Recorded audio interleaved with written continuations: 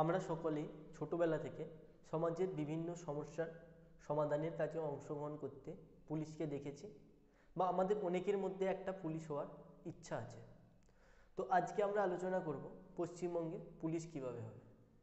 সবথেকে প্রথমে একটা কথা, যে পশ্চিমবঙ্গে পুলিশ হতে গেলে কমসে কম এডুকেশন কোয়ালিফিকেশন মাধ্যমিক পাস হওয়া লাগে। তো পুলিশ হওয়ার পশ্চিমবঙ্গে পুলিশ হওয়ার ধাপগুলি এক এক করে A to Z আলোচনা করলাম। প্রথম ধাপ হচ্ছে তোমাকে একটা প্রিলিমিনারি এক্সাম দিতে হবে, যেই এক্সামটা 100 নম্বরের হয়। সেখানে 50 নম্বরের জিকে, যেগুলোকে জেনারেল নলেজ বলা হয়, আর সেখানে অঙ্ক থাকবে 30 নম্বরের আর রিজনিং থাকবে 20 নম্বরের। টোটাল 100 নম্বরের এই পেপারে প্রত্যেকটাই এমসিকিউ কোয়েশ্চেন থাকবে। এমসিকিউ কোয়েশ্চেন বলতে মাল্টিপল চয়েস কোয়েশ্চেন, যেগুলোতে 4টে করে অপশান দেওয়া থাকে এবং সঠিক অপশানে টিক করতে হয়।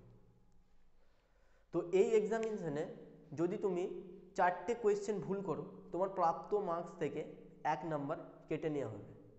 সেটাকে 1/4 নেগেটিভ মার্কিং এখানে উল্লেখ করা হয়েছে। তোমরা যারা প্রিলিমিনারি এক্সাম পাস হয়ে যাচ্ছ তারা চলে যাবে আগের ধাপ, অর্থাৎ দ্বিতীয় ধাপে। সেখানে সম্ভবত তোমাদের পিইটি, যেটাকে physical efficiency test and PMT physical measurement test হয়ে থাকে। তো মেয়েদের ক্ষেত্রে যে পিএমটি ফিজিক্যাল মেজারমেন্ট টেস্ট, সহজভাবে বাংলায় বললে শারীরিক মাপজোকের পরীক্ষা হয়। সেখানে মেয়েদের ক্ষেত্রে হাইট হতে হবে 160 সেন্টিমিটার, ওয়েট হতে হবে 49 কেজি। আর তোমরা যারা এসটি, গোর্খা, গারোয়ালি, রাজবংশী এইসব কাস্ট থেকে বিলং করছো, তাদের ক্ষেত্রে হাইট এবং ওয়েটে ছাড় আছে। সেই সমস্ত মেয়েদের হাইট লাগবে 152 সেন্টিমিটার, ওয়েট লাগছে 45 কেজি। এরপর আসি পিইটি টেস্ট, যেটা ফুল ফর্ম হচ্ছে ফিজিক্যাল এফিসিয়েন্সি টেস্ট। বাংলায় বললে শারীরিক সক্ষমতার পরীক্ষা। তুমি পুলিশের চাকরি করতে যাচ্ছ, তুমি শারীরিক দিক থেকে সক্ষম, তোমার মাপ, দৌড় এগুলো দেখা হয়। সেখানে তোমাকে শুধুমাত্র 800 মিটার দৌড়াতে হচ্ছে 4 মিনিটের ক্ষেত্রে। এবার আসি ছেলেদের ব্যাপারে। ছেলেদের ক্ষেত্রে যে ফিজিক্যাল মেজারমেন্ট টেস্ট আছে, তোমার হাইট হতে হচ্ছে 167 সেন্টিমিটার, ওয়েট হতে হবে 57 কেজি।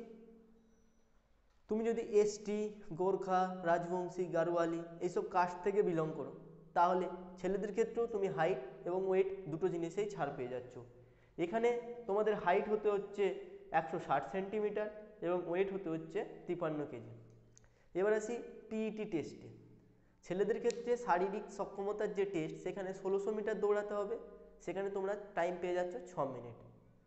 এবার তোমরা যারা দ্বিতীয় ধাপ ক্লিয়ার করে যাচ্ছ, তাদেরকে ডাকা হবে মেন বা ফাইনাল এক্সামের জন্য, যেই এক্সামটা 85 নম্বরের হয়ে থাকে। এটাও টিক মারা এক্সাম। এই এক্সাম 85 নম্বরে তোমার ইংলিশ থাকছে 25 নম্বরের, জিকে 25 নম্বরের, ম্যাথ 20 নম্বরের, আর হচ্ছে রিজনিং 25 নম্বরের। এই এক্সামটা হওয়ার পরে তোমাদেরকে ডাকা হবে ইন্টারভিউয়ের জন্য। সেটা হচ্ছে 15 নম্বরের ইন্টারভিউ। সম্ভবত এই ইন্টারভিউয়ে বইয়ের কোয়েশ্চেন জিজ্ঞাসা করা হয় না। এই ইন্টারভিউয়ার জানতে চাই তুমি কেন পুলিশে আসতে চাইছো, পুলিশে আসার পেছনে তোমার মোটিভেশন কি, এই রকম ধরনের কোয়েশ্চেন সম্ভবত জিজ্ঞাসা করা হয়ে থাকে। আর এই ইন্টারভিউ তুমি যদি ভালো করে অ্যাটেন্ড করো, মোটামুটি 15-র মধ্যে 7-8 মার্কস সবাইকেই দেওয়া হয়। তারপর তোমার মেন এক্সাম, যেটা 85 নম্বরের হলো, এবং ইন্টারভিউ 15 নম্বর, এই দুটো এক্সামকে মিলিয়ে ফাইনাল কাট অফ তৈরি হয়। এবার তোমার যদি কাট অফ ক্লিয়ার হয়ে যায়, তাহলে তুমি পুলিশের চাকরিটা পেয়ে যাচ্ছ। এবার বলি পুলিশের চাকরিটা পাওয়ার পর স্যালারি কী হবে।